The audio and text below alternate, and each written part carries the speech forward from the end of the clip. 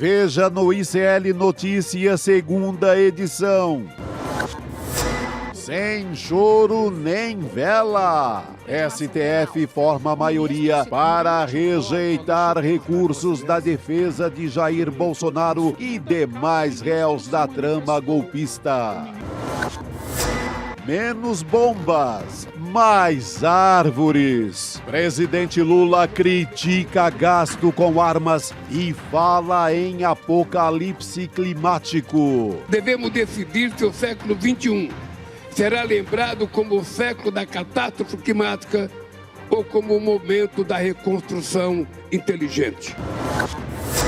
Júlia Zanatta, na mira do Tribunal de Contas. Deputada bolsonarista enviou R$800 mil em emendas para clube de tiro de um amigo de Santa Catarina. O ICL Notícias, segunda edição, está no ar.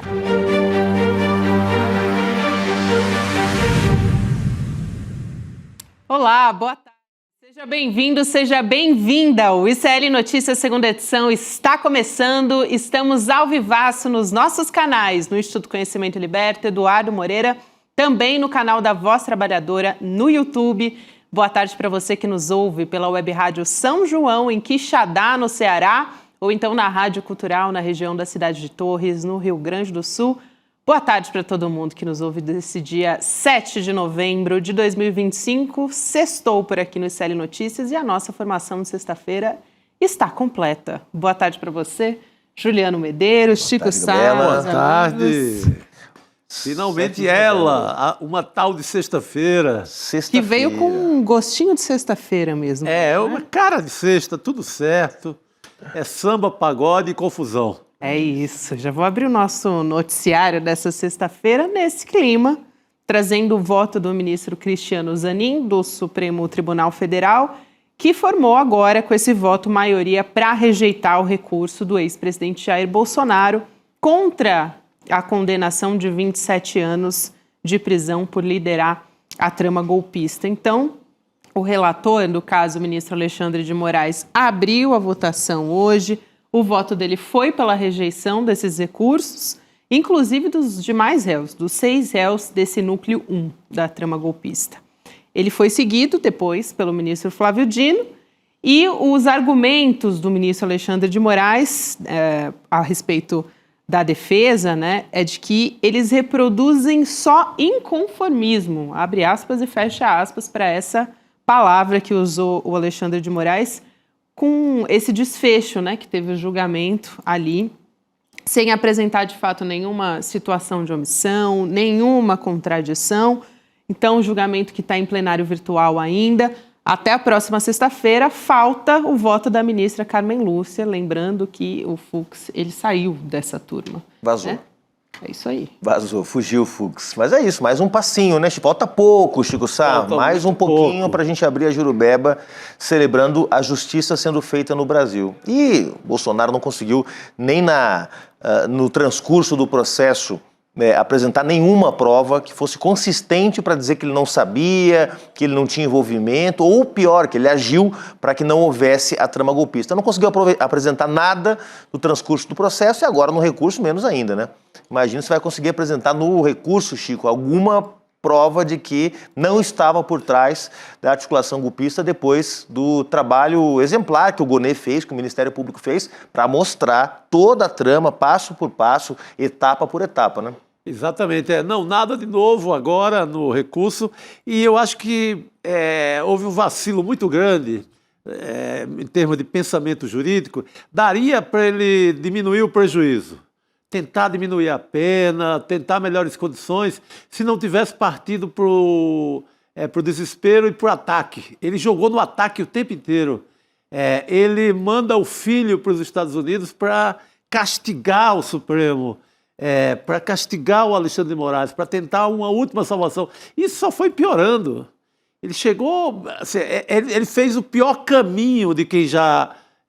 para quem já ia ser mesmo condenado. Todo mundo sabia que iria ser condenado porque as provas são muito contundentes. Em vez de fazer um caminho de quem quer aliviar a pena, bom comportamento, cumprimento de tudo que a justiça pede, bons argumentos. Não, esse confronto tornou a papuda inevitável. Aliás, falando em papuda, a gente teve e trouxe aqui notícia essa semana do governo lá do Distrito Federal, junto com a Secretaria de Administração Penitenciária, pedindo informações médicas do Bolsonaro para ver se ele tem mesmo condições de cumprir a pena na papuda. Pelo menos o início da pena, eventualmente, se a defesa dele quiser pedir algum recurso posteriormente, mas fato é que está com toda, assim, está se armando o terreno para que o Bolsonaro vá para a papuda, né, Chico? Isso é muito importante. Eu acho que pelo menos umas 2, 3 noites ele dorme lá. Aí vai inventar um espetáculo qualquer, né? E vai conseguir o que o Collor conseguiu. Porque está aí, é uma decisão muito recente, vai servir como modelo, né, para o Jair Bolsonaro, porque ele construiu uma espécie de via crucis pública nos últimos meses. Sempre indo para o hospital, mostrando a barriga, mostrando os pontos, cheio ali de fios. Ele construiu essa imagem de quem não vai ficar na papuda. Mas pelo menos dar um bom dia por lá, ele vai. Pelo um banho de sol, talvez ele consiga. Uma fonte ligada à defesa do Bolsonaro comentou numa reportagem de hoje, não estou lembrando agora qual é a fonte, de que Bolsonaro é considerado pela própria defesa frágil de saúde, frágil de postura, e que, por conta disso, vai passar, como você disse, algum período na papuda, e depois possivelmente vai ser concedida a ele a prisão domiciliar. Agora, chama atenção a diferença de postura, né, em relação a tudo que o presidente Lula passou, né? Quer dizer, acusações sem provas, bens que foram imputados a ele e que nunca foi comprovado, nenhum recurso encontrado em contas do presidente Lula, nenhuma conversa comprometedora, seja do presidente, seja dos seus assessores mais próximos, e ele enfrentou Sérgio Moro com altivez, né? Naquele depoimento clássico onde ele fala: você vai ser julgado pelo que você está fazendo comigo, porque eu vou provar a minha inocência, porque eu não troco a minha liberdade, a minha dignidade pela minha liberdade, né? É o avesso do que o Bolsonaro está fazendo, né? Quer dizer, uma vitimização constante com a saúde, é uma vitimização constante até a prisão domiciliar em eventos públicos, chora em culto, chora em reunião, lamenta não poder dar uma entrevista, mostra a tornozeleira. É uma sequência, né, que mostra o sujeito fraco, frágil, né, e sem dignidade para enfrentar o que está enfrentando, né? Essa reportagem que você citou, Juliano, saiu na Mônica Bergamo, que conversou ali com a defesa. É isso. Dizendo que o Bolsonaro não ia aguentar muito tempo na papuda, usou até, além da palavra frágil, dizendo que ele ia ter um piripaque logo nas primeiras semanas e ao Alexandre de Moraes não restaria outra alternativa senão autorizar a prisão domiciliar. Foi essa matéria que saiu lá na Mônica. Uma jornalista que vai atrás da fonte, que vai atrás da origem da notícia. Eu tô aqui só de olho sempre. Né? Muito bem. Sempre assim. Aliás, aproveitar para mandar um abraço para a galera da Unicamp ontem. Leandro Demore e eu estivemos lá no Festival de 10. O carinho da galera da Unicamp com o ICL. Mandaram beijos a vocês. Maravilha, nosso abraço. E ao Chico, porque foi do ladinho da Faculdade de Jornalismo. Então, muita gente foi lá conversar com a gente. Pô, que bacana. Mandou um abraço para todos vocês. Muito bom, muito bom. Nosso abraço a todos também. E, bom, com essa notícia, então, o que nos resta... Agora há pouco o Rodrigo Viana estava no Urgente, mostrou aquela imagem que tem Bolsonaro em casa e muitos jornalistas fizeram a foto. Aí a gente tem a imagem dele dentro de casa, mas tem uma foto que mostra a grade, né, da casa do Bolsonaro. Eu acho que é a foto da Gabriela Biló, né? Isso, Que é outra craque aí na fotografia. Sempre craque do fotojornalismo. consegue fazer da confusão de Brasília uma crônica ali, né, do que está acontecendo, como ninguém. Ele disse que seria um aperitivo, Rodrigo Viana, do que pode acontecer muito em breve. Tem cara. Agora, o mais maluco, assim, que o rastro de coisas que o Bolsonaro deixou, né, para a gente não ter piedade nenhuma nessa hora, é absurdo, né? É o cara que dizia imbrochável, é o cara que desejava papuda para todo mundo, era o cara que assim, era a favor do castigo máximo para qualquer adversário político. Ele não deixa nenhum sinal de que a gente possa ter a piedade mínima. Não deixa, ele é o imbrochável, é o espírito, como o corpo de atleta, em plena pandemia, enquanto os outros morriam, ele dizia que ele era o forte suficiente para enfrentar, sem vacina, a Covid-19. Então, em momento algum, ele teve 10% de humanismo que fizesse com que agora a população estivesse ao lado dele. O contrário, aquela arrogância, eu sou superior, eu sou forte, imbrochável, etc. Pô, agora em frente. É isso. Isso é muito importante que você traz, Chico, porque tem, desde sempre, um discurso muito ligado à virilidade, né? Total, o tempo inteiro. Bolsonaro e desses filhos dele. E toda vez que se fala em prisão, o que se mostra é o contrário, né? Não, o Bolsonaro teve que ir às pressas para o hospital quando saiu a decisão da condenação, ele foi às pressas para o hospital, foi fazer exames, os advogados dizendo que a condição de saúde é muito frágil por conta das cirurgias, mas o que ele demonstra sempre, agora também não está falando porque não pode, por decisão da justiça, porque... Exatamente, não, toda uma imagem construída em cima da macheza, testosterona, não é, assim, como o machão, etc., agora ele vai buscar outra imagem, que é o homem frágil, doente, sem condição de enfrentar cadeia, e vai na cola do amigo dele, Fernando Collor de Mello, e vai conseguir. Porque o Collor ali o quadro clínico do Collor, que o Collor apresentou como justificativa, é muito menor, assim, de menor gravidade do que o Bolsonaro tem. Então, eu acho que não tem como não conseguir, mas... Uma condição de prisão humanitária. Exatamente. Coisa que ele não deseja para ninguém, né? Que ele, imagina, há 2 anos atrás, 4, que seja, falar de uma prisão humanitária para o Bolsonaro. Ele ia dizer que era coisa de maricas, como ele disse na pandemia. Né? Ele ia dizer que é coisa da esquerda, que não aguenta o tranco. Agora, meu senhor, tá aí. Agora, já dá para sentir no ambiente político do Brasil o bem que faz o Bolsonaro estar ausente, né? Ah, sim. Semanas e semanas sem uma entrevista desse sujeito, semanas e semanas sem ele inventar uma confusão. Nossa, isso é ele se engalfinhando entre si, né? Eduardo Bolsonaro gravando vídeo contra o Tarcísio, o Cláudio Castro brigando por uma vaga no Senado no Rio de Janeiro, o Flávio Bolsonaro com a Detone se detonando em Santa Catarina. Exatamente. Quer dizer, o Carlos, melhor dizendo. Então, assim, o ar volta a ficar respirável no Brasil com o bolsonarismo fora de cena. O debate público muda no país quando esses caras saem de cena, é impressionante. E esqueceram também, você falou de Santa Catarina, eles optaram por essas guerras regionais, agora é Santa Catarina, e esqueceram completamente o pleito da anistia. O Bolsonaro vai chegar na Papuda sem ninguém gritar por anistia, como até outro dia. Então, eles abandonaram também o Bolsonaro nesse sentido. Enterrada a anistia. 6 meses, a grande pauta da extrema-direita no Brasil era aprovar a anistia para o Bolsonaro. Está enterrada a anistia, ninguém mais fala nisso. Isso é curioso, porque, Chico, se ensaiou até o Sóstenes falar a respeito disso quando a extrema-direita voltou a se colocar nas redes sociais, né, porque estava sem pauta.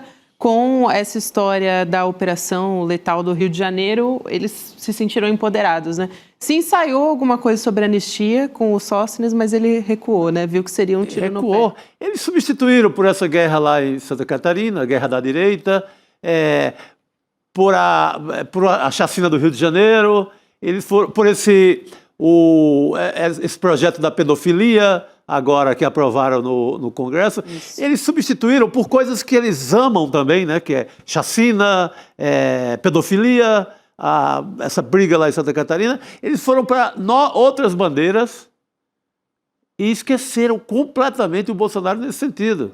O termômetro eleitoral está batendo na porta. A eleição bateu na porta e esqueceram o cara. Todo mundo solta a mão. Como ele esqueceu todo mundo, como ele esqueceu todo mundo, né? Exatamente. Dá até uma música brega sobre esquecimento, né? Fica a dica. Fica a dica, fica a dica aí para compositores que estão acompanhando o ICL. Fica a dica. Exatamente. Meus amigos sertanejos de Goiânia, por favor. Olha, Chico, tem uma pergunta muito pertinente aqui no nosso chat do Cláudio Palácio, diretamente para você. Pergunta para o nosso Chico Sá se o Jair for preso ainda em 2025, não pode faltar jurubeba no Natal? Ah, não pode faltar. Essa é uma... Cláudio Palácio. Eu dizia lá no comecinho, com meus amigos muito agoniados e a audiência apressada por cadeia e tal, e todo mundo mostrando foto de champanhe, vinhos bons que estavam guardando, e eu alertava, olha, tem o tempo da birita e o tempo da justiça. Então, segura isso aí. Chegou a hora, está chegando a hora. Então, óbvio que vai ter jurubeba para valer, né? Chegando a hora. É isso. Tem um outro assunto que eu quero trazer aqui também, além dessa expectativa, o cerco se fechando no entorno do Jair Bolsonaro, que vem também do STF, um reconhecimento por maioria de votos da omissão do Congresso Nacional para regulamentar o imposto sobre grandes fortunas, que é previsto pela Constituição desde 88, né? Só que, ao contrário de outros casos que já foram julgados, não tem um prazo, o STF não impôs esse prazo para que isso seja feito. Então, segundo o ministro Alexandre de Moraes, essa decisão seria uma advertência institucional. Funcionaria mais ou menos assim. Mas o que é importante a gente observar a respeito disso, né? Sobre esse precedente, talvez, que se abre aí no âmbito jurídico, para se colocar de novo essa pauta no debate, né, Juliano? Você até vai trazer um caso do passado aqui para a gente olhar. E também mostrar um pouco como o STF talvez esteja se alinhando à visão do governo sobre a questão da justiça tributária, que é uma pauta muito importante para o governo Lula e que tem sido colocada constantemente. No ano passado, a gente teve uma decisão importante sobre isso.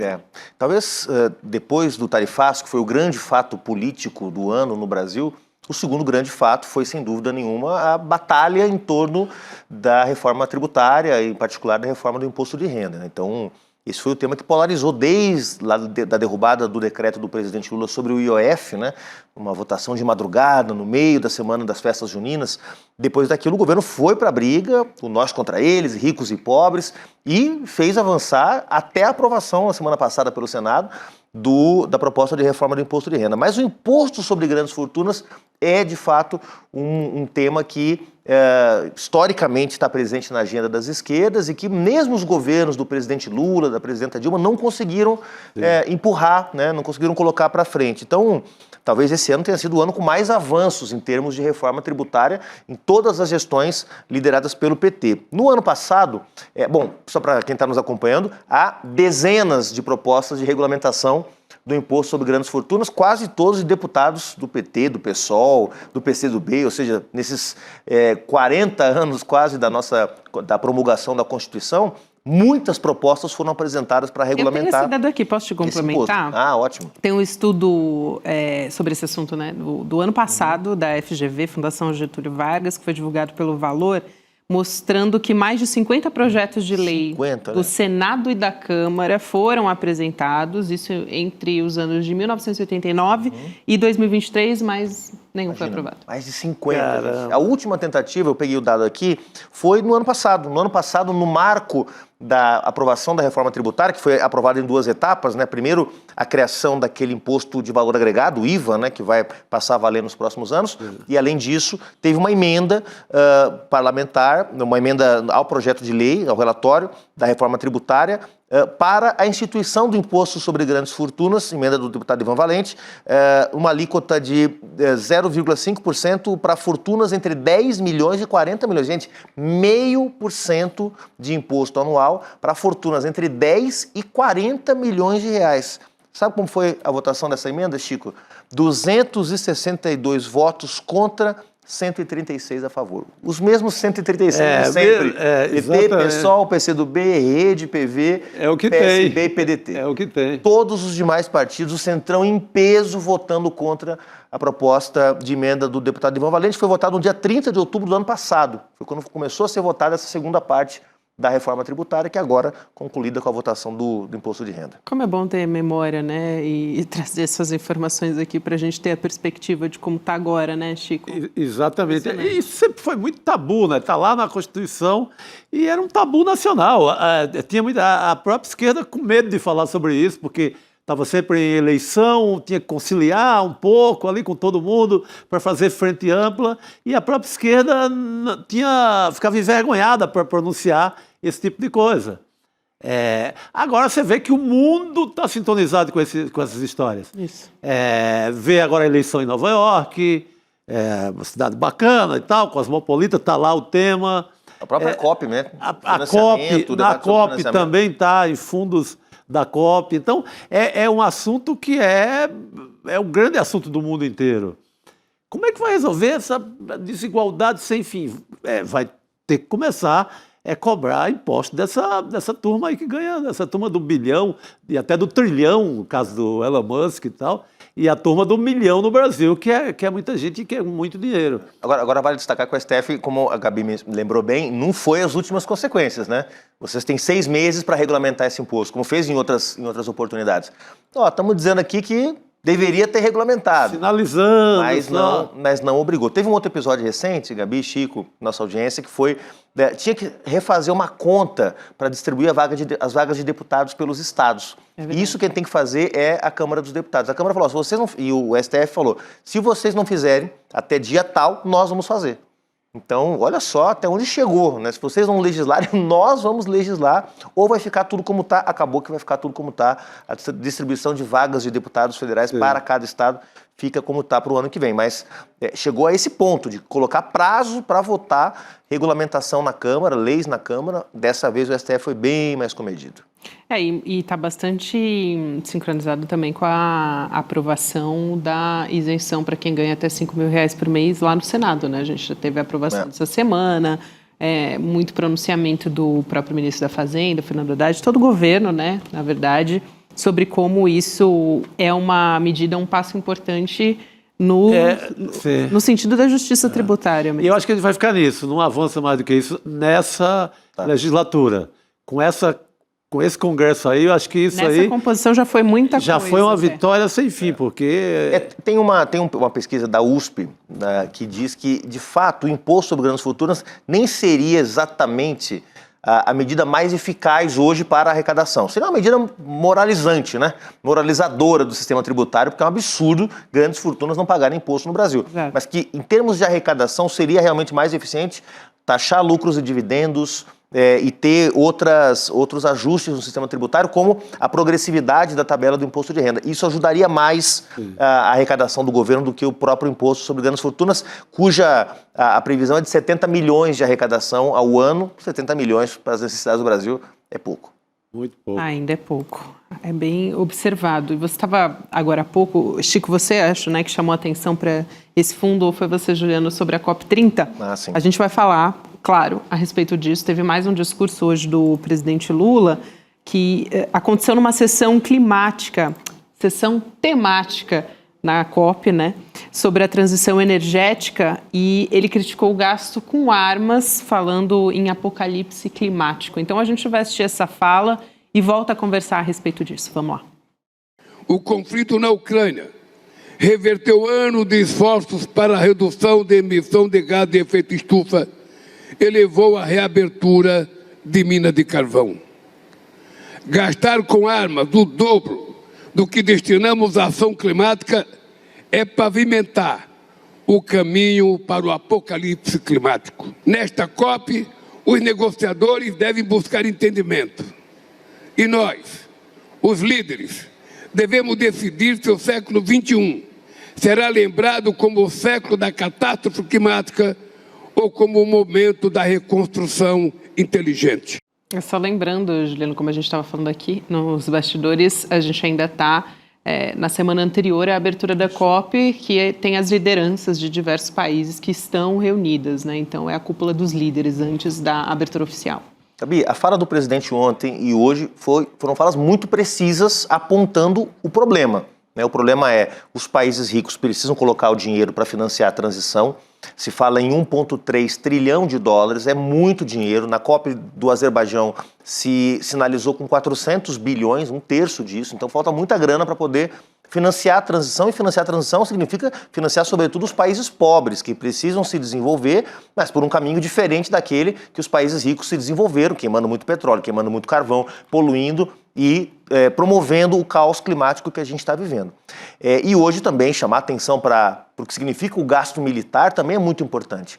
Mas vejam a imagem do presidente Lula hoje. Quem está do lado do presidente expressando essa grande contradição que o Brasil vai enfrentar durante toda a COP, não tem jeito. Todos os jornalistas estão perguntando a mesma coisa, de esquerda, de direita, de centro, para o presidente Lula e para os seus assessores, porque nessa imagem que a gente viu, quem está do lado dele, Alexandre Silveira, o homem do lobby da mineração, o homem do lobby do carvão, o homem do lobby do petróleo, ministro de Minas e Energia, do PSD, do Kassab, e do outro lado, Davi Alcolumbre, o homem do lobby do petróleo na Amazônia. Então, fica uma imagem contraditória na medida em que o Brasil reconhecendo, através da ministra Marina Silva, da ministra Sônia e do próprio discurso do presidente Lula, que nós estamos caminhando para um colapso climático. E colapso climático, pessoal, não é colapso dos rios, das florestas, da biodiversidade, é da vida humana também, viu?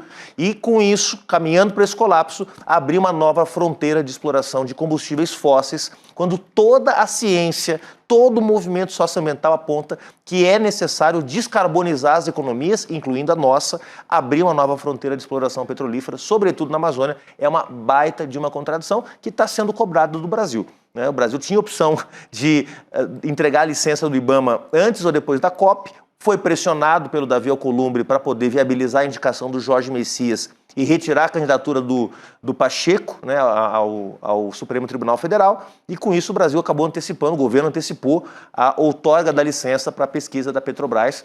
E só para você que está nos ouvindo, pesquisa da Petrobras, porque uma vez encontrado o petróleo lá, esses poços vão para um leilão da ANP e qualquer multinacional, porque é isso que diz a lei brasileira, qualquer multinacional, Exxon, Chevron, Shell, podem explorar o petróleo da Amazônia. Então, para você que está iludido achando que é a Petrobras, então o petróleo vai ficar aqui, vai ser bom para o Brasil, vai desenvolver a região, saiba que não é assim que funciona, porque os leilões da ANP, lamentavelmente, jogam esse petróleo na concorrência internacional. É importante, só reforçando o que você está falando, contrariando pareceres técnicos do IBAMA, né? Depois voltaram atrás e aí liberaram, ainda que tenham tido diversos, quase 30 pareceres técnicos, segundo reportagem da Soma Uma, que tem um foco bastante importante em meio ambiente.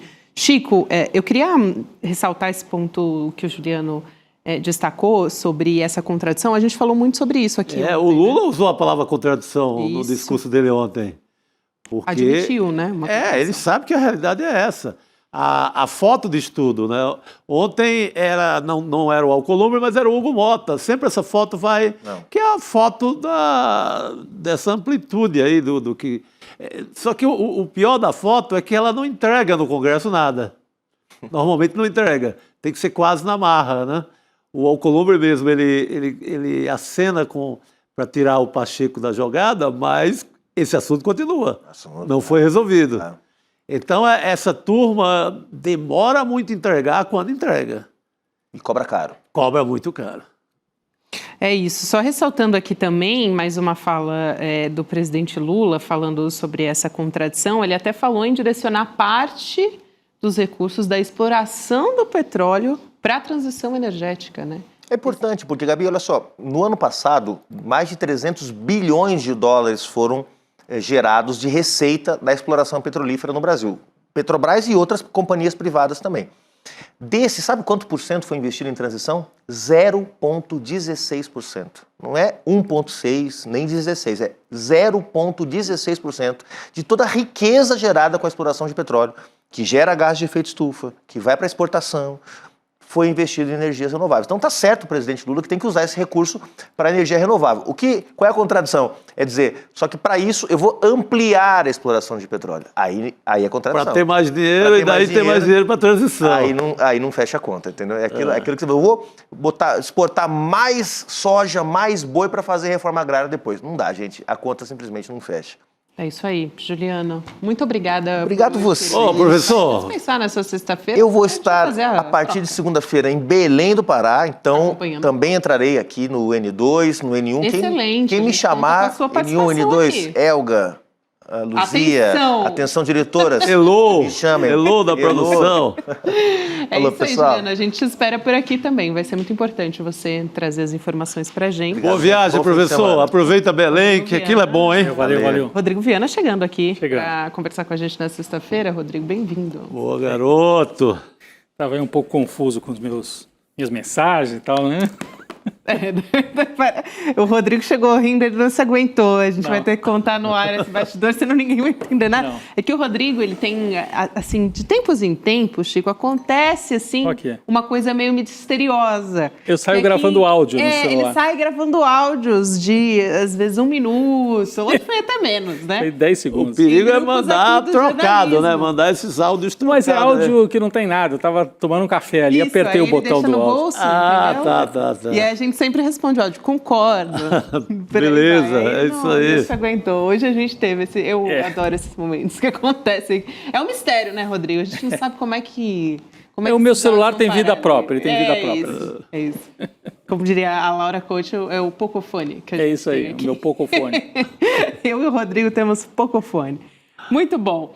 Falando nisso, não em pocofone, mas em tecnologia, a gente vai ter nesse final de semana o lançamento do novo livro do Eduardo Moreira, falando sobre realidade fragmentada em que a gente vive, sobre as nossas relações mediadas pela inteligência artificial.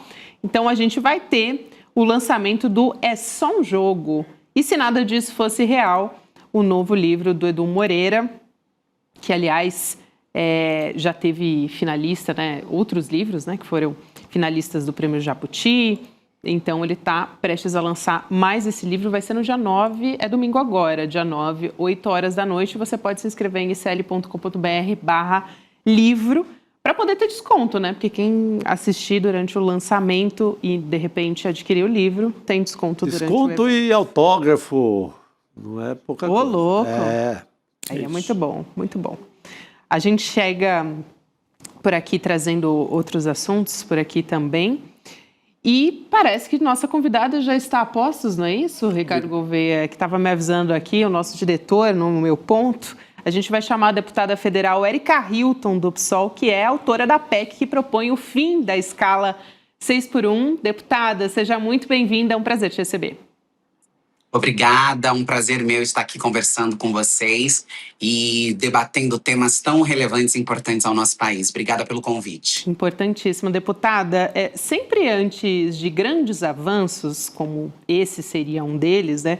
Direitos de trabalhadores, por exemplo, 13º salário, licença maternidade, sempre na imprensa pipocavam aquelas manchetes. Vai quebrar, né, as empresas, sim. o lobby, enfim, no O Congresso. 13º tem uma manchete do jornal o Globo, assim, que vai acabar o Isso, mundo. exato. Foi nessa que eu pensei. Não vai Chico. ter mais Brasil se aprovarem o 13º. O 13º está aí, foi aprovado, conquista dos democratas, conquista da esquerda, e no Brasil não quebrou. Muito pelo Os contrário. empresários também, aliás, parlamentares ligados ao empresariado na Constituinte de 88 também davam entrevistas falando não tem como as mulheres terem direito a uma licença maternidade tão longa porque as empresas vão quebrar, não tem como.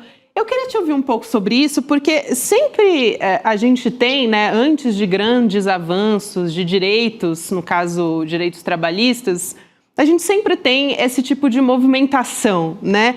E a gente está na iminência da tramitação da PEC também, da jornada 6x1, levando em conta todo esse histórico que a gente tem aqui no Brasil, deputado.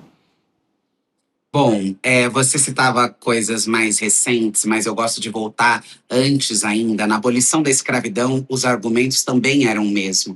De que se abolir a escravidão, nós teríamos uma quebra da economia, uma derrubada da economia, uma destruição do país. O mesmo Globo do 13º fez uma matéria muito tendenciosa numa capa de domingo, não me lembro do qual domingo, recente, uma matéria recente, falando da queda de 16% do PIB com a redução da jornada de trabalho, que é por si só um absurdo quando a gente pensa, por exemplo, na redução do PIB durante a pandemia, que não chegou nem perto disso. Essa é uma conta que não se faz, que não se para de pé, é realmente tendenciosa, porque demonstram que, na verdade, o pano de fundo dessas argumentação não é uma preocupação econômica, não é uma preocupação com a economia, porque nós também estamos preocupados com a economia. Nós não estamos fazendo um debate leviano, vamos reduzir sem olhar para o pequeno, sem olhar para as questões, para os setores e as suas especificidades, sem olhar para tudo aquilo que é interessante. O pano de fundo dessa discussão é a manutenção da precariedade de alguns grupos que, para determinadas elites, não merecem tempo de descanso, não merecem melhor remuneração, não merecem dignidade. É uma herança colonial mesmo, desse período escravocrata, que algumas pessoas precisam trabalhar até a morte para não chegarem a lugar nenhum.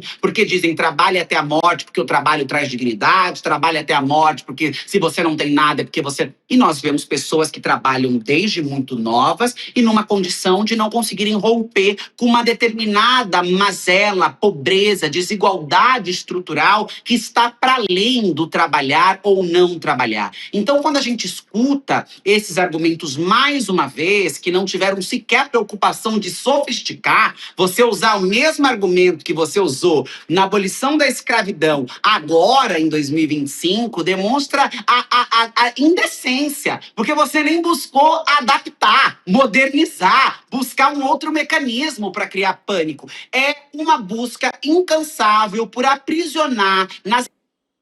Opa, a gente teve uma interrupção aqui na internet da deputada federal Erika Hilton. Voltamos, deputada.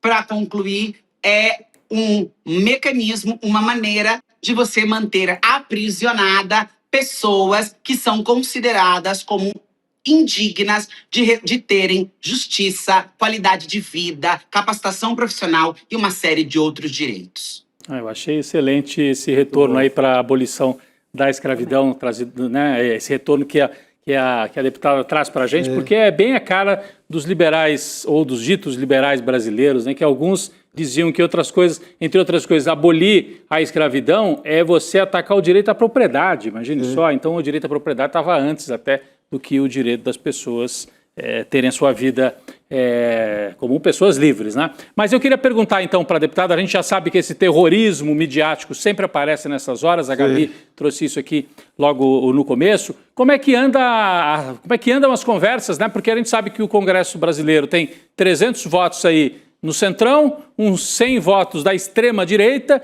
Como é que está essa negociação para trazer um pedaço, pelo menos, dessa turma para a civilização, vamos dizer assim, para a civilização no campo do trabalho, das relações de trabalho e civilização para que as pessoas tenham um direito a lazer, tenham direito a ter pelo menos 2 dias, que antigamente se falava a semana inglesa, né? 5 dias de trabalho, 2 dias de descanso. E os ingleses lutaram muito, porque lá na época da Revolução Industrial trabalhava-se 12 horas, 14 por dia, levando as crianças para dentro da fábrica. Então, como é que está a conversa com os parlamentares mais conservadores para avançar nesse sentido e aprovar esta sua proposta, deputada?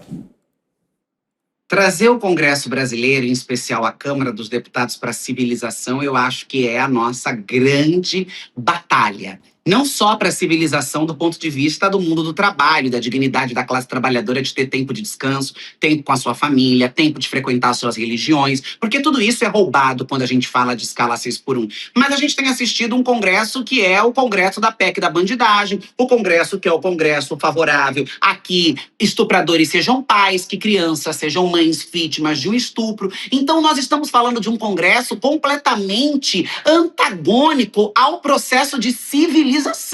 Um Congresso que não se comporta de uma maneira a defender interesses e pautas de interesse do povo brasileiro, mas em fazer um cercadinho para se autoproteger num corporativismo absurdo e para acenar para uma determinada área ou outra que acham esses Frankenstein, esses espantalhos, algo muito legal. Então, faço esse preâmbulo para mostrar a dificuldade de chamar o Congresso brasileiro, a Câmara dos Deputados em especial, para uma civilização. Do outro lado, a pauta da 6x1, ela tem um mecanismo importante que eu acho que se assemelha a um mecanismo, não, claro, dadas as devidas proporções, mas se assemelha ao mecanismo do que foi o imposto de renda. Ela pressiona contra a parede aqueles que dizem defender família, aqueles que dizem lutar e batalhar pelo povo. Então ela cria um sentimento ali um tanto quanto de constrangimento para que as pessoas abertamente sejam contrárias a essa proposta. Nós tivemos um número de assinaturas superior ao necessário para protocolar a pauta muito rápido, contando com assinaturas de deputados do Centrão, que demonstra a nossa capacidade de articular essa pauta. O que eu tenho feito agora é uma via sacra pela a esplanada e conversado com os ministérios. Cheguei na semana passada com o ministro Haddad, a ministra Simone Tebet, a própria ministra Gleice, que eu tenho falado muito, porque eu tenho buscado do governo, para além de dados e encaminhamentos, para que a gente deixe a proposta redonda, parada de pé e pronta para ser levada ao plenário da Câmara dos Deputados, também o apoio institucional, para que o governo possa nos auxiliar nas articulação com essas bancadas mais conservadoras. E isso tem dado alguns bons resultados. O governo entrou mais dentro da discussão da proposta e tem ajudado a conversar. Nós ainda talvez não tenhamos os 318 votos necessários, mas pela minha avaliação e pelas minhas contas recentes, estamos muito perto de conseguir com alguma ala significativa do centro na Câmara dos Deputados. Perfeito. Chico. Deputada, essa é uma pauta muito popular, né? Você pega qualquer pesquisa, você vê um estouro de números e de pessoas favoráveis.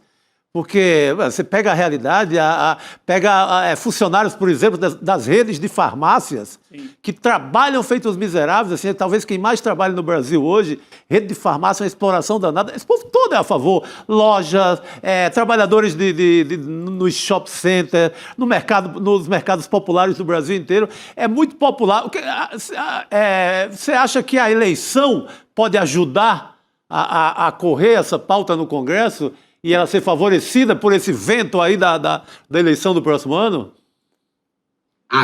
Acho muito, porque essa é uma pauta importante, inclusive para o próprio governo, né? O governo acaba de entregar a isenção do imposto de renda para aqueles que ganham até R$5.000 e agora tem uma pauta quicando no debate público. Tem uma pauta que está quicando na sociedade brasileira e com um anseio muito grande. Não tem aonde eu vá, nos 4 cantos do país. Eu estou fazendo seminários, porque eu estou presidindo a subcomissão do fim da escala 6x1 na Comissão do Trabalho, e eu tenho ido com a subcomissão aos estados no Brasil. E não há um estado que eu tenha passado que as pessoas não me abordem. Nas ruas, no aeroporto, em todos os lugares. Porque gostam do meu trabalho, gostam de mim, mas porque também querem saber, deputada, quando é que nós vamos dar fim a isso? E eu acho que a eleição, ela vai trazer uma pressão e um encaminhamento positivo e importante para que a gente caminhe. Eu tinha uma expectativa de que nós pudéssemos começar a debater esse texto ainda em 2025, mas tendo em vista aqueles ajustes que são essenciais e necessários, e entendendo cada vez mais que essa é uma pauta fundamental do período eleitoral, eu percebo que 2026 vai ser o momento de nós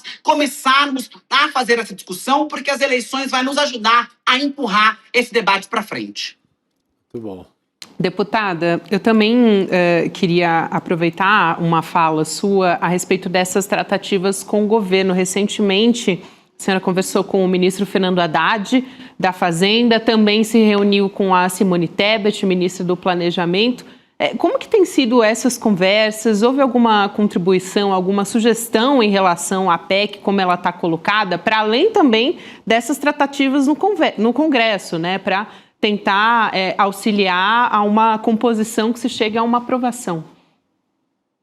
Sim, as conversas foram muito positivas. Nós estamos, inclusive, encomendando desses ministérios alguns estudos específicos de impacto, de setores particulares que têm as suas realidades. E os ministérios têm sido muito parceiros nesse sentido, né? Tanto a ministra Simone Tebet quanto o ministro Fernando Haddad apontaram um caminho, se colocaram à disposição, disseram da importância da pauta para o governo, de que sim, o governo está se debruçando sobre isso. Me apresentaram alguns dados que eu ainda não posso tornar público, porque são dados muito incipientes, não são conclusivos, mas já fazem parte de estudos, em especial no planejamento, que trata dessa questão, né, o impacto e etc., os mecanismos. Agora, eu devo falar com o ministro Márcio França também, porque tem uma questão, né, o dono da lanchonete, o dono do mercadinho, aquele pequeno empreendedor, aquele pequeno empresário, não tem uma realidade dos grandes conglomerados de empresa, e nós precisamos aglutinar, nós precisamos acomodar, né, isso no nosso texto, na nossa proposta. E para isso é muito importante que o governo nos auxilie, que o governo nos aponte o caminho, nos mostre a viabilidade e as possibilidades. E nessas conversas, algumas coisas já foram apresentadas e uma disposição muito grande do governo em nos ajudar a organizar todas as demandas para que o texto fique redondo para ser votado. Ô, Gabi, eu tinha uma dúvida no próximo tema aqui na nossa pauta com a deputada. Acho que eu já vou adiantar esse tema aqui, se você me permite, né? Porque eu perguntei anteriormente, deputada, como é que estava para trazer uma parte do Centrão para a civilização. Sim.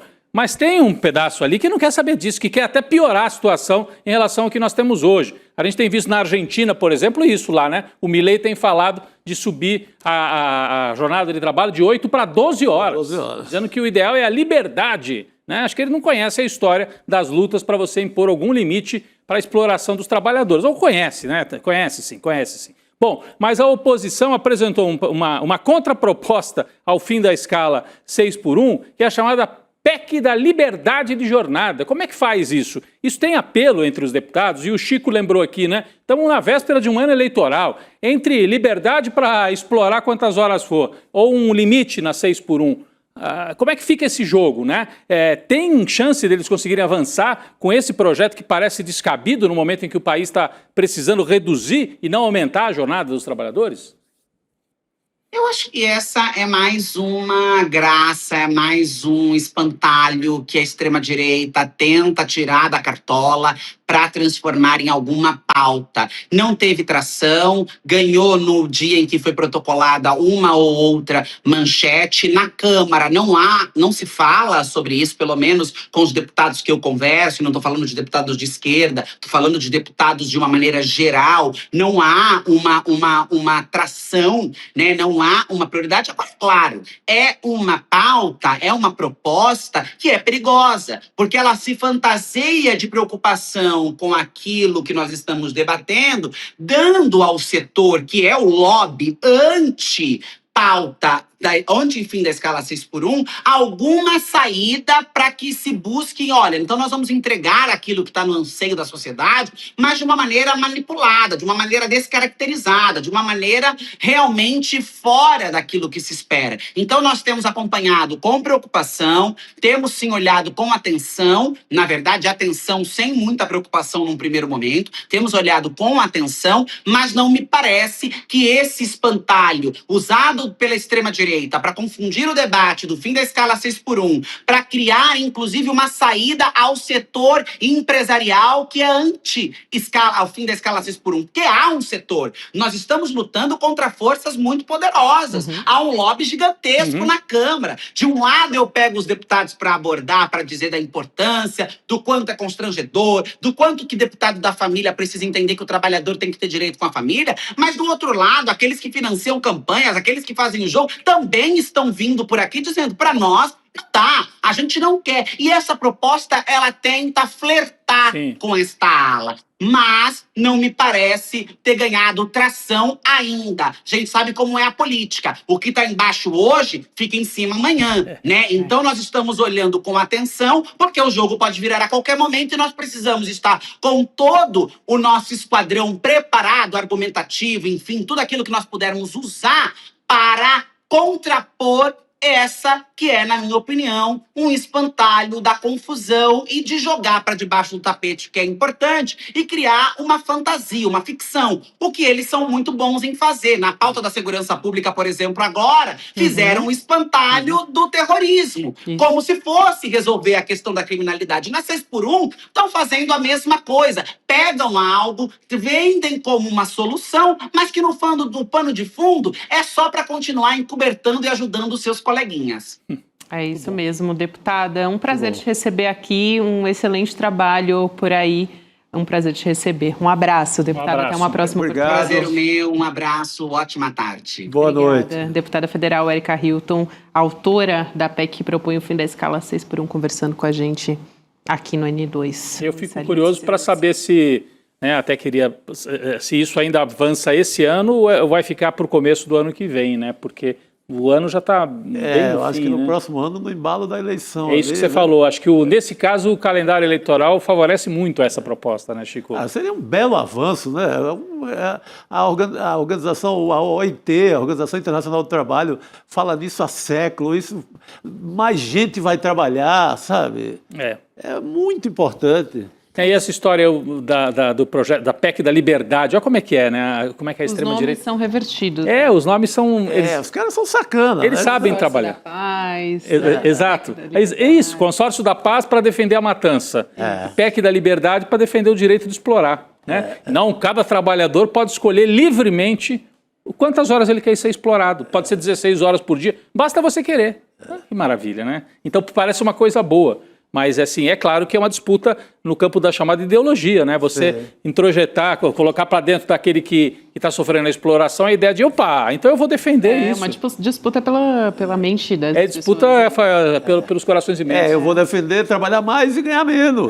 Coitado do empresário. O cara me falou que é legal isso. Parece que é legal. Né? Agora, isso que eu achei um ponto importante, tem que dialogar bastante com o pequeno empresário, aquele que gera 3, 4 empregos, que esse fica preocupado, e é uma preocupação mesmo. Imagina se você é dono de um restaurante, de uma pequena loja, não estamos falando das grandes redes, né, Chico?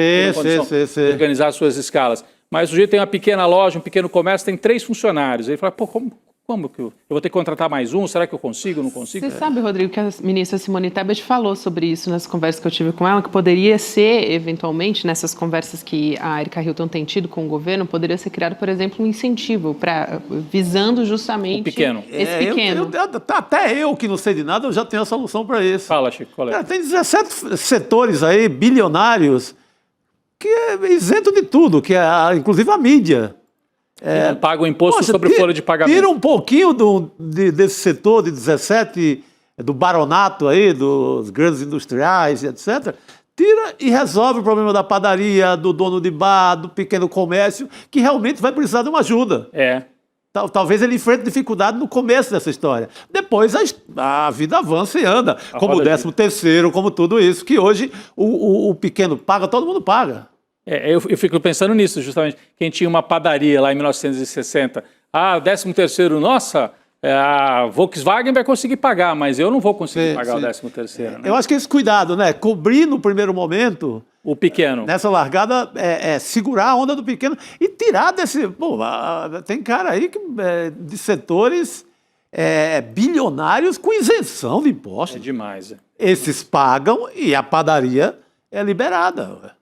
E é importante esclarecer esses pontos, Chico e Rodrigo também, porque no ano que vem a gente vai estar num ano eleitoral, e pensando em quem tem um interesse pela promoção dos direitos do trabalhador, né? Então, quer dizer, está conversando com um governo que tem a intenção justamente de promulgar essa medida, de ajustar conforme, tem que ter subsídios no início para que esse empresário não quebre, né? Esse pequeno empresário não quebre. Então, esse tipo de coisa acontece com governos que estão interessados, né, em incentivar o trabalhador, enfim, uma jornada mais humana com esses trabalhadores. Eu quero trazer uma outra pauta aqui falando, já que a gente está falando aqui de governos, né, mais progressistas, de extrema-direita. A gente tem uma informação que vem a partir do Tribunal de Contas de Santa Catarina recomendando que as emendas enviadas pela deputada federal, a Júlia Zanatta, do PL, sejam investigadas pela Polícia Federal e pelo Ministério Público Federal. Então, você está vendo aí na sua tela a deputada Júlia Zanatta, ela fez uma aplicação de uma emenda de R$800 mil num clube de tiro de um amigo dela na cidade de São José, na Grande Florianópolis. Esse valor, qual que é a alegação, né, para destinar esse valor? de que pagaria um curso de formação, aprimoramento e especialização. O Chico aqui do meu lado deu uma risadinha. Porque acho que estão aplicando. Quer aplicar? Essa palavra é boa, aplicação. Né? Ela aplicou legal, né? Pelo amor de Deus, não vai para cima da gente. E o que ela está justificando, né? Contrato de curso de formação, aprimoramento, especialização em táticas operacionais da Guarda Municipal de São José. Só que o Tribunal de Contas apontou que essa pesquisa de preços ali para o contrato foi deficiente, com indícios de direcionamento. Indícios de direcionamento... Mesmo se fosse cumprir isso, já está direcionado. É para beneficiar o amigo, né? Exato. Aí inventa essa linguagem toda.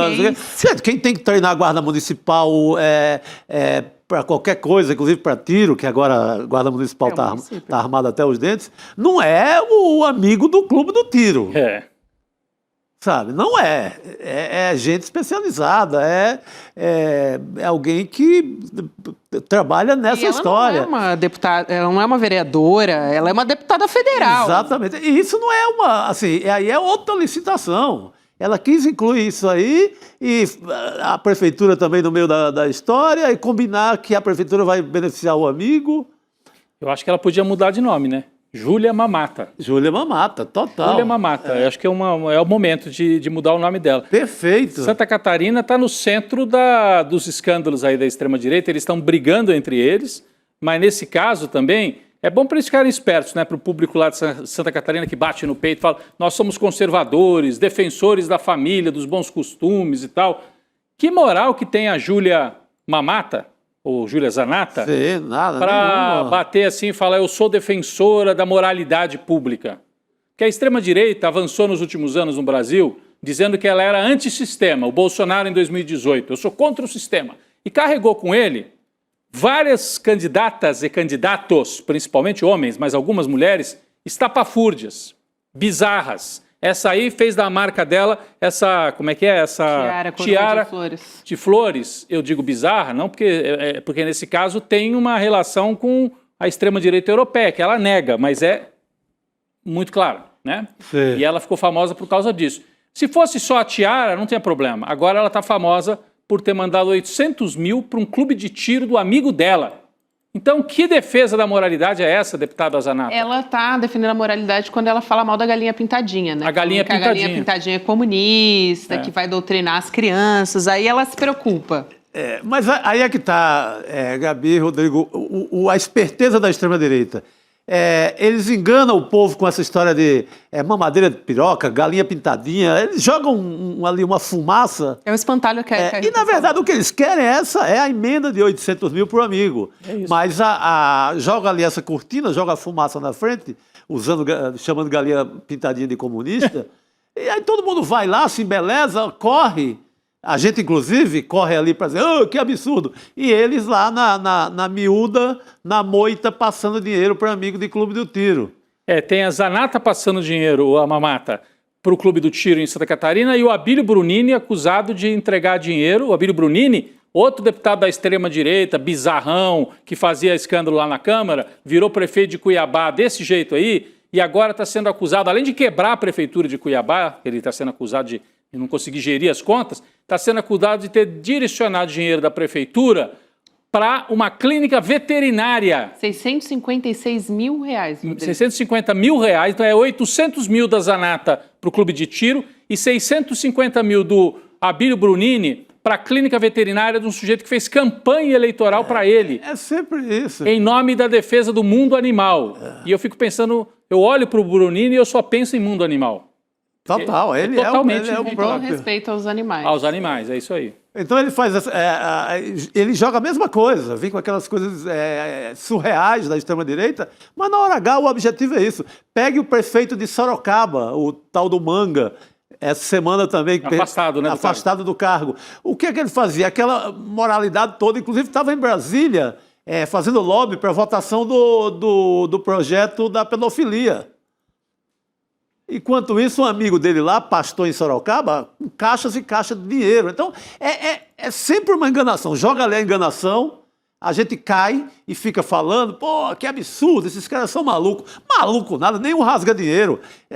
Estratégia, né? Método, Chico. E na hora H eles querem a grana. É isso aí que faz o prefeito Manga de Sorocaba. Manga, Brunini e Zanata, que trio, hein? Que trio. Em 3 dias, denúncias contra os 3 de corrupção, de 3 que se elegeram falando em renovação da política. E sempre foi assim no Brasil, sempre, né? Desde a época lá do Carlos Lacerda, vamos combater a corrupção contra o trabalhismo. Contra o trabalheiro. Né? Não, no caso do 13º que o Chico lembrou, a UDN falava de moralismo, que era para defender a família e a moral, enquanto isso queria vetar o 13º que os trabalhistas, o João Goulart, Getúlio, da turma do Vargas, tentava aprovar. Passaram-se 50, 60 anos e estamos no mesmo lugar. Mesma história. Não pode escala 6x1, mas pode mandar dinheiro para o amigo da Zanata. O Collor com aquela... Caçador de como marajá. caçador de marajás. Mesma coisa. Mesma coisa. Só para não deixar de informar aqui, que a gente teve em nota a Prefeitura de São José informando que todo o processo seguiu rigorosamente os trâmites legais, a legislação vigente, e a nossa reportagem procurou a deputada Júlia Zanata também, que não respondeu. Então, aqui está dado também o outro lado da Júlia Zanata. Também agora, já que a gente está falando aqui sobre notícias importantes dessa semana, gente, Revista Liberta está no ar, hein? Opa! Nossa revista eletrônica do ICL, edição número 9, está no ar. Matéria de capa é sobre a bancada evangélica. Essa é a discussão da semana. Aqui tem artigos exclusivos da Ava Santiago, o Ed René Kivitz e Home Bank, aí a nossa capa Evangélicos e a Política, para você entender melhor esse cenário, enfim, como isso tem afetado as decisões políticas do país. Até houve recentemente um racha ali em uma parte da bancada evangélica, né? A gente teve o Othony de Paula, depois daquela operação sangrenta no Rio de Janeiro, ele se colocando ali como... falando em defesa de 4 vítimas, né, que foram mortos, que eram da igreja dele. Sim. Dizendo, nunca tiveram participação no crime organizado, no tráfico, enfim, e num discurso muito emocionado, teve um racha a partir dessa fala do Othony de Paula, também na bancada da Bíblia. E tem outros artigos também, o Jamil Chad, falando da ONU, falando de COP30, tem muita coisa boa na Revista Liberta. Muito bom. Não, esse mundo evangélico ele vai chegar na eleição do próximo ano muito diferente do que foi na eleição agora de 22, que mostrava que estava inteiramente, 100% fechado com o bolsonarismo. Está muito rachado e tem o racha do racha. Tem, por exemplo, o Malafaia... tudo leva a crer que está sendo traído pelo Jair Bolsonaro, que teria trocado de pastor nos últimos dias. Foi para outra denominação. Então, quando eu falo do Bolsonaro, é Bolsonaro, Michele... Porque o Bolsonaro diz que tem 1000 religiões ao mesmo tempo. 1000 times de futebol e 1000 religiões. Ninguém sabe o que o homem é. Mas, então, não é mais aquela turma 100% fechada com o bolsonarismo. Isso.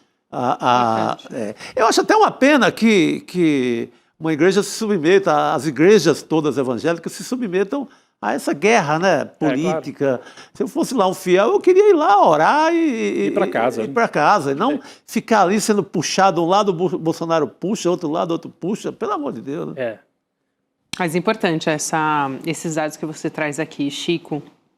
A gente segue aqui, só para lembrar você que para fazer a sua assinatura, você vai em revistaliberta.com.br, você acessa e faz a sua assinatura, e se for aluno ou aluna do ICL, tem desconto especial também na sua assinatura.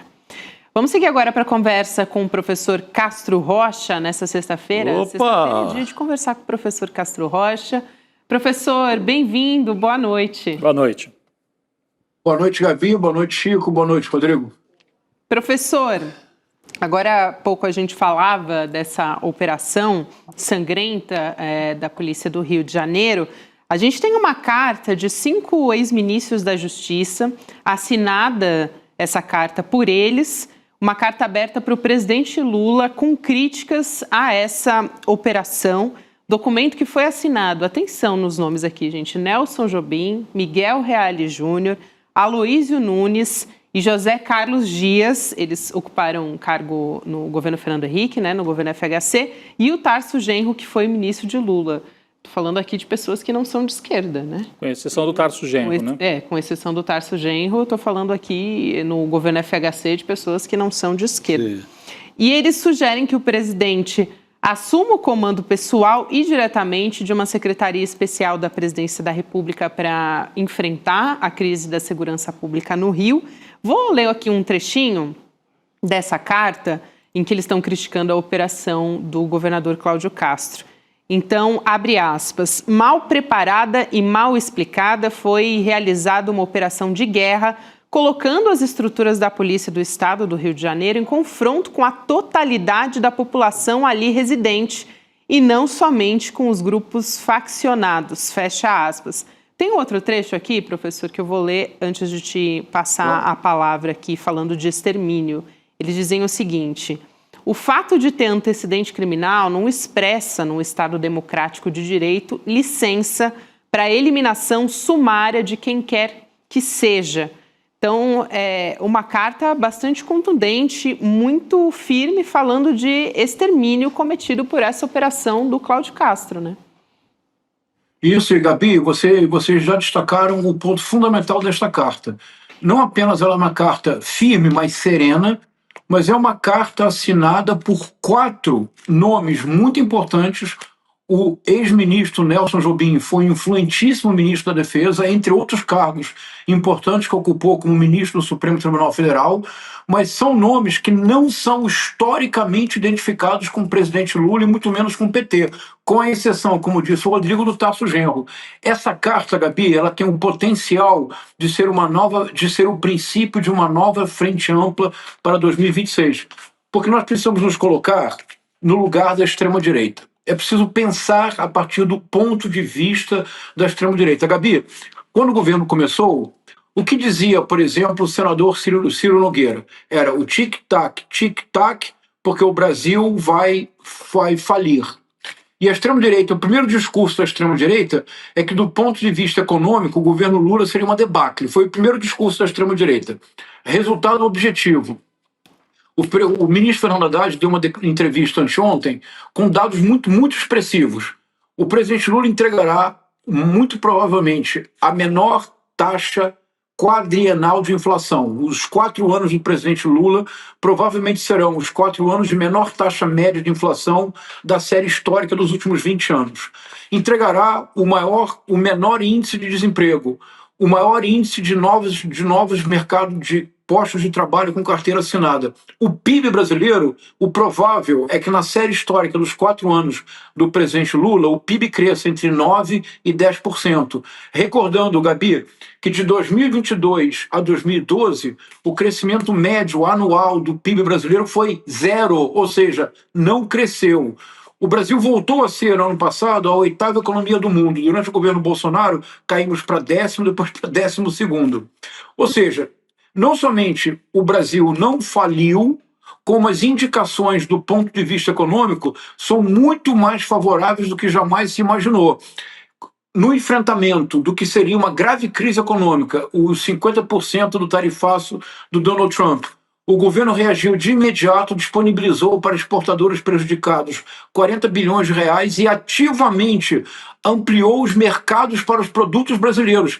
A soja que os americanos não compram, a China está adquirindo, e assim sempre. Ou seja, se a extrema-direita apostou no fracasso econômico, não é mais possível fazê-lo.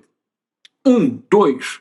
Se a extrema-direita apostou de maneira clara num Congresso que cercearia o governo da Frente Ampla, que impediria o presidente Lula de levar adiante os seus projetos, com a última tentativa da PEC da blindagem, nós voltamos às ruas e derrotamos o Congresso. A primeira grande campanha midiática das redes sociais que o campo progressista realmente conseguiu um gol de placa foi a campanha Congresso Inimigo do Povo. Me acompanha, Rodrigo, Chico e Gabi? Sim, sim. Toda a estratégia da extrema-direita que preparava para 2026, todas fracassaram. Todas, Chico, não teve uma que tenha triunfado. O que é que sobrou, Gabi? Só sobrou uma coisa: segurança pública. Não sobrou nada além de segurança pública. Por isso, a extrema-direita começa a fazer algo desde agora, que é trazer o nome do Nayib Bukele e aumentar ao máximo a situação que nós vivemos, para que todas as conquistas do governo Lula desapareçam diante do que seria, então, o apocalipse à segurança pública. A sugestão destes 5 nomes, reiterando que 4 nomes são nomes historicamente identificados ao ex-presidente Fernando Henrique Cardoso e ao PSDB, o que aumenta muito a importância e a relevância desta carta. Eu espero demais, Gabi, que o presidente Lula converse com a ministra Gleisi Hoffmann, converse com seus auxiliares e que, no máximo, no início do mês de dezembro, o presidente Lula anuncie a criação de uma secretaria especial de segurança pública associada diretamente à presidência da República e que isso favoreça a aprovação imediata da PEC da segurança pública, que desde abril está no Congresso. Porque se o governo do presidente Lula der indicações claras de que reconhece a gravidade do problema da segurança pública, o que sobrará para a extrema-direita, Gabi? Essa carta tem uma enorme importância. Nós estamos falando dessa carta e, ao mesmo tempo, quer dizer, o Bolsonaro está às portas da cadeia. Eu estava pensando nisso, né? Assim, como é que eles tentam mudar a pauta, né? O professor Castro Rocha, Chico trazia, eles foram errando ou pelo menos quebrando a cara, né? Em várias apostas. Vai dar tudo errado na economia, não deu. Nós somos os antissistema, não dá mais para falar que são antissistema porque está aí escancarado. Nós somos contra a corrupção, está aí a corrupção. E o Bolsonaro preso. Todo aquele discurso que eles falavam, organização criminosa, PT, Lula condenado. Agora o condenado é o Bolsonaro. Ele vai ter foto entrando no sistema prisional. Então, como é que fica isso, né, Chico? Acho que é um momento... Mas a gente tem a impressão, semana passada a nossa turma aqui estava muito preocupada. A direita já ganhou esse debate. Para mim não está dado isso, não. Assim, tem muita lenha para queimar. E essa carta mostra isso, não? E teve uma reação, né? Não tem ainda, como o professor deseja, a criação de uma Secretaria de Segurança Pública, mas tem uma reação via Polícia Federal. Tem um plano do Ministério da Justiça que vai servir um pouco como laboratório de projeto de segurança do governo no Nordeste, a partir do Rio Grande do Norte, de combate a facções e tal. Tá sendo posto em prática a partir de agora. Então, o governo se mexeu, porque é o único tema que falta ter governo forte e bom.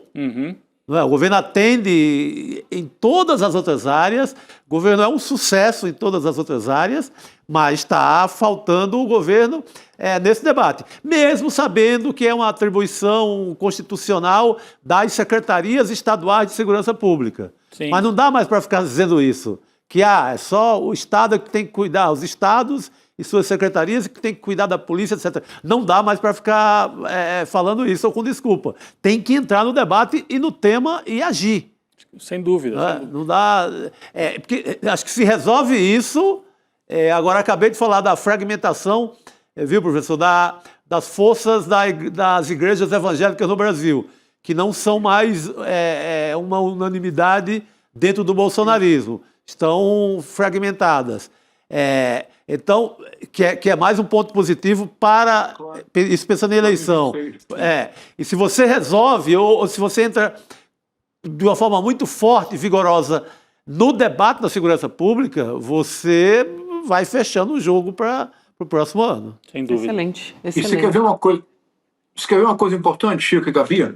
Teve uma pesquisa que eu acho que talvez nós tenhamos nos impressionado demais pelo aspecto equivocado. Em pesquisa que deu ao governador Cláudio Castro uma aprovação inédita e uma aprovação à ação do governo do Estado. Eu proporia, Gabi, uma reflexão. Proporia a seguinte reflexão. Ele até anunciou umas operações, né, professor? Desculpa te interromper, só para acrescentar, ele disse que vai fazer mais operações e acho que muito por conta dessa pesquisa, né? Sim. Isso, exatamente, Gabi. E é curioso porque na minha participação no N1, na quarta-feira, eu disse o seguinte, vai acontecer uma competição macabra entre os governadores do Consórcio da Paz. Eles farão várias operações, um tentando matar mais do que o outro. Gabi, hoje o governador Cláudio Castro disse que haverá outras operações em outros estados. É um horror. Veja, eu proponho o seguinte, Gabi. Nessa pesquisa, existe um lado que cria uma esperança para nós da esquerda democrática. Sabe qual é? Eu proponho que, na verdade, a população não está apoiando o político Cláudio Castro, embora é óbvio que ele é favorecido pela operação. O que a população de fato está apoiando é a ação política do governo do Estado.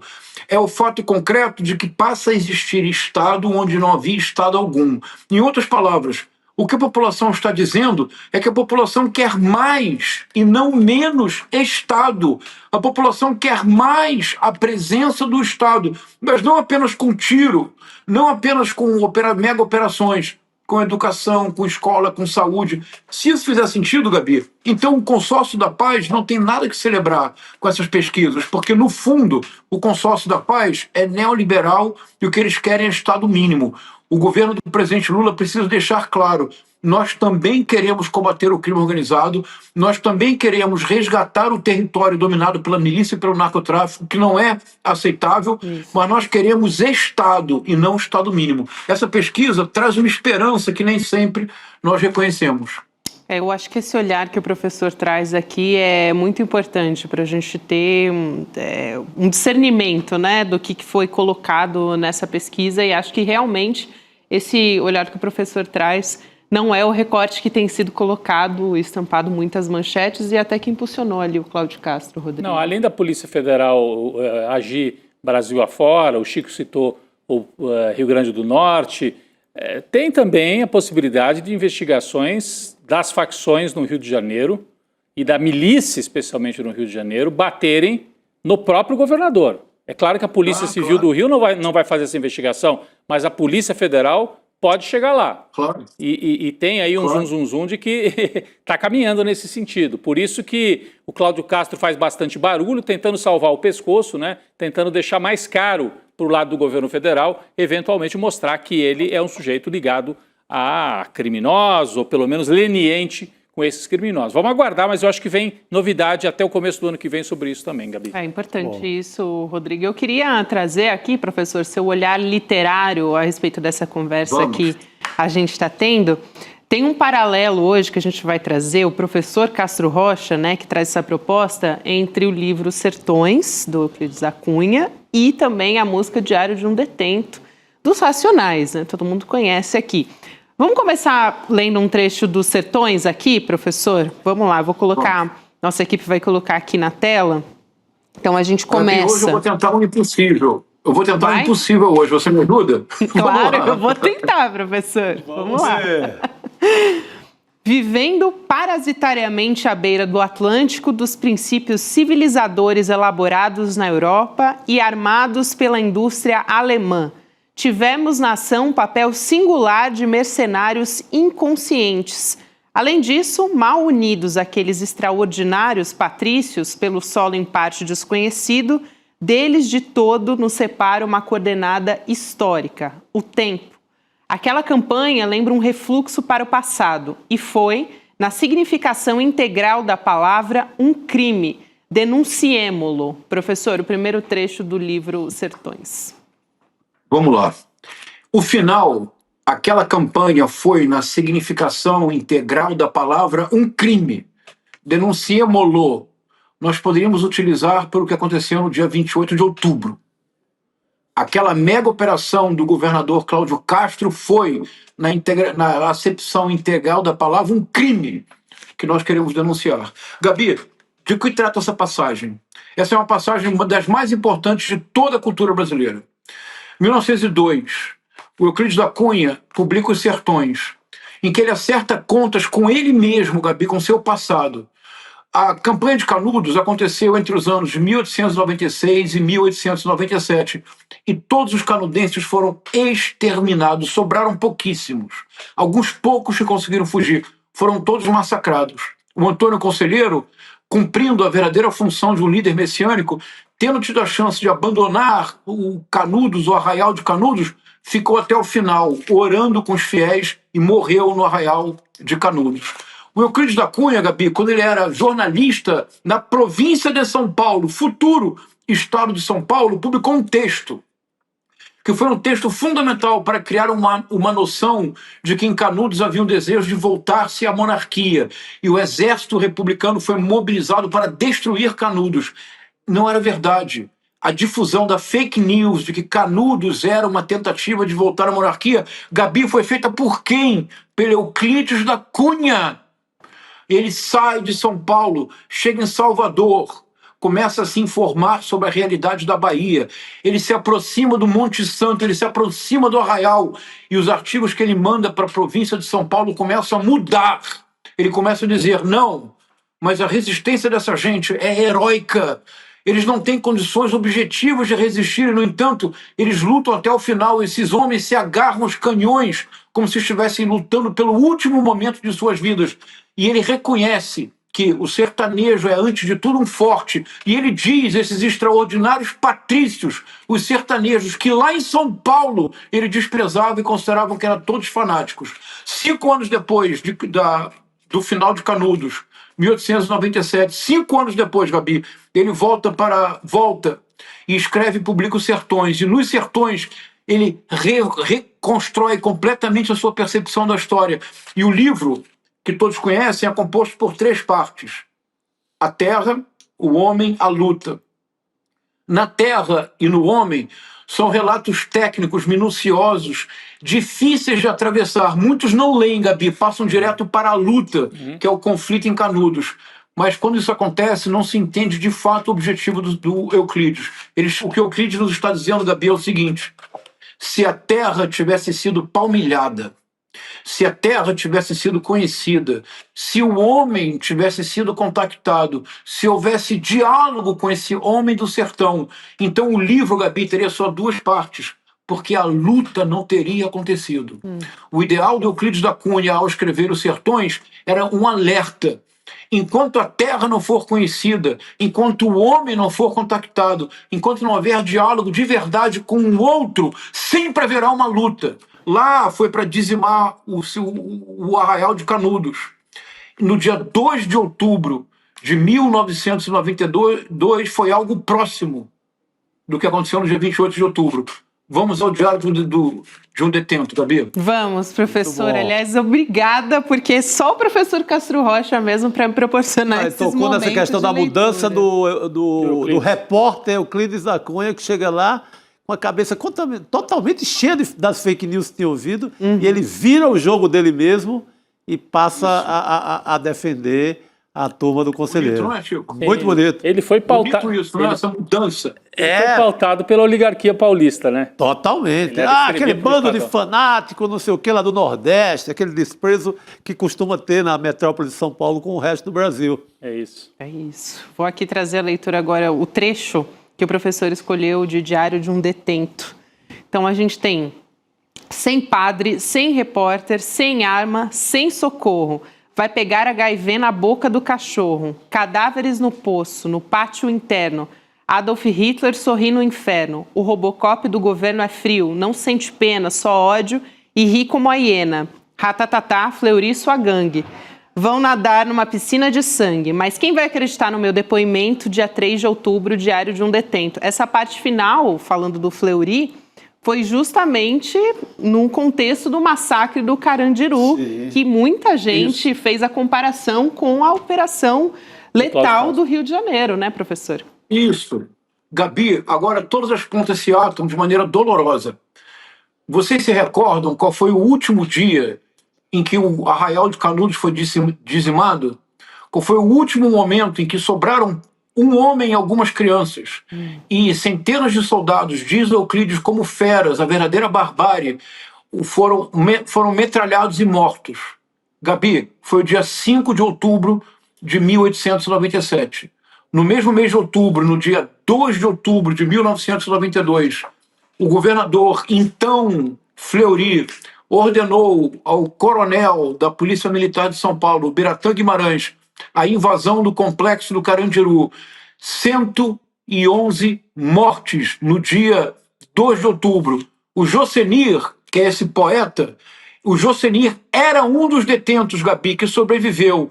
Por isso, no final, ele data 3 de outubro, diário de um detento. Ele contou a história na hora que a história aconteceu, no calor da hora. 111 pessoas mortas. Algo que nem sempre nós lembramos, Gabi, que é muito importante, Rodrigo e Chico. Os 111 detentos que foram mortos dentro de uma penitenciária é a fronteira que se apaga entre civilização e barbárie. Porque uma vez que alguém está preso, independentemente do crime que cometeu, pelo qual está cumprindo a sua pena, esta pessoa está sob a responsabilidade do Estado. Exato. Assim como quando uma pessoa é presa, detida pela polícia, a partir daquele momento, independentemente do crime que cometeu, esta pessoa está sob a responsabilidade e, portanto, proteção do Estado. Matar 111 pessoas dentro de uma penitenciária é apagar a fronteira entre civilização e barbárie. Canudos, 5 de outubro de 1897. O massacre do Carandiru, 2 de outubro de 1992. Nós jamais esqueceremos, Gabi, porque há um Euclides da Cunha, há um Jocenir, há os Racionais M6 e a voz alto-falante do Mano Brown. 28 de outubro de 2025. O número é maior que o do Carandiru. E todas aquelas pessoas que teoricamente justificaram a mega operação é porque havia, Gabi, mandados de prisão. Mas uma vez que existe um mandado de prisão, o Estado tem a obrigação, Chico, de prender. A partir do momento em que o mandado de prisão é expedido, aquela pessoa presa está sob a responsabilidade do Estado. Por isso a carta tão importante dos 5 ex-ministros da Justiça. Porque uma vez que o mandado é expedido, isto não é licença para matar, isto é o dever de prender. Vale dizer, escoltar a pessoa em segurança para uma penitenciária ou para uma delegacia. Mas, Gabi, nós vamos precisar, para o 28 de outubro de 2025, nós vamos precisar de outra voz literária, de outra voz artística. Nós vamos precisar de um Euclides da Cunha, de um Jocenir, de um Mano Brown, para que nós não esqueçamos o que aconteceu no dia 28 de outubro de 2025, isto é, ontem. Excelente esse paralelo, professor. Muito obrigada. E é muito triste também ver que a gente não aprendeu nada, né, com a nossa história, olhando para o Carandiru, para o massacre, e fez algo ainda muito pior tantos anos depois. E que repete também, igual o Rio agora, em popularidade. As pesquisas também apontavam que era um sucesso do Fleury. Exatamente. Exatamente. Professor, muito obrigada. Uma ótima sexta-feira, é sempre um prazer ter você aqui com a gente. Obrigado. Obrigado, Gabi. Obrigado que conseguimos o impossível hoje. Obrigado. Opa, boa noite. muito bom, Você sempre professor. consegue, Mais uma vez. Sempre consegue o impossível aqui Boa na noite. N2. Obrigado. Obrigada. Boa noite. Boa noite. E a gente está falando de sexta-feira, tem Cine CL, hein, de sexta-feira, com o Duda Leite. Vamos assistir o que tem para a sessão de cinema de hoje? Vamos lá. Minha dica de hoje é o documentário britânico O Homem que Sabia Demais, de Michael Oswald, sobre o espião Colin Wallace. O Homem que Sabia Demais é a história de um ex-oficial da inteligência militar britânica envolvido em operações psicológicas na Irlanda do Norte, chamado Colin Wallace. Ele espalhou notícias falsas, criou um pânico em torno de bruxaria, difamou políticos e tentou dividir e gerar conflitos entre comunidades, organizações e indivíduos. Após a exibição, eu vou conversar com a jornalista Isabela Boscov, que é fã de cinema desde que se entende por gente. Até lá e boa sessão. Aí, então, a Isabela Boscov, que é muito conhecida, né? Sim. Do cinema aqui, sempre fazendo críticas. É uma das nossas principais críticas de cinema do país. Com certeza. Vamos nessa, então, acompanhar a exibição de O Homem que Sabia Demais. Aliás, tem um grupo exclusivo do CineCL também, que é o icl.com.br/cinegrupo. É um grupo do WhatsApp, aí você pode receber spoiler, o link da sessão também e outras informações sobre o filme. Você já recebe aí direto no nosso grupo do Zap. Sextou então, Chico? Opa, agora sim, né? Vamos liberar? Vamos liberar. Já que o professor deu uma aula de história, eu vou dar uma breve aula sobre a Jurubeba. Ela vira bebida nacional também na Bahia, 1920, em Feira de Santana, quando ela vira vinho pela primeira vez. Então, Jurubeba também é cultura, tá liberado. Claro que é, Chico Sá. Chico Sá é sempre cultura aqui no E viva a Feira de Santana, que deu essa belezura ao Brasil. Viva a Feira de Santana, é isso aí. Rodrigo, então semana que vem a gente está de volta. Chico Sá também. Semana continua aí. A gente já está em novembro, hein, gente? Vamos que ainda tem muita coisa para caminhar. Opa! Já ir a caminho da Papuda. Semana que vem. Isso. Aí é outro drink especial. Vamos beber mais Jurubeba quando vier esse dia. Vamos nessa, pessoal. Boa noite. Até semana que vem a gente vai estar de volta. Você fica com o Cine CL agora. Tchau, tchau. Fala pessoal, tudo bem? Leandro Demore aqui para dar uma notícia incrível. O ICL tem sua própria revista digital, a revista Liberta, um novo espaço de jornalismo profundo, crítico e com a nossa cara, feito para quem quer entender o Brasil e o mundo além da superfície. Na revista Liberta, você vai encontrar os maiores articulistas e colunistas com análise sobre política, cultura, atualidades e, claro, muito pensamento crítico. Esse vai ser o nosso espaço semanal de reflexão em profundidade. Faça agora mesmo a sua assinatura. Acesse icl.com.br/revista. E se você já é aluno ou aluna de algum curso do ICL, tem um benefício especial para fazer parte disso com a gente. Um desconto exclusivo para garantir a sua assinatura. Revista Liberta é o ICL em profundidade.